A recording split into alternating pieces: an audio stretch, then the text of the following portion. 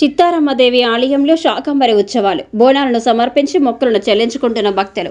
గాజుల రామారంలోని చిత్తారమ్మదేవి ఆలయంలో శాకంబరి ఉత్సవాలు వైభవంగా జరుగుతున్నాయి.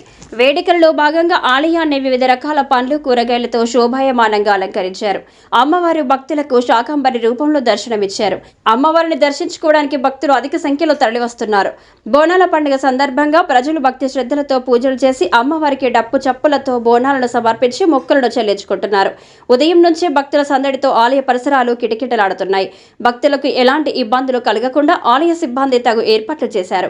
బోనాల పండుగను పురస్కరించుకొని పలు రాజకీయ పార్టీలకు చెందిన నాయకులు ప్రజలకు శుభాకాంక్షలు తెలియజేశారు. ట్రాఫిక్ ఇబ్బంది కలగకుండా పోలీస్ సిబ్బంది దగ్గరుండి పర్యవేక్షిస్తున్నారు.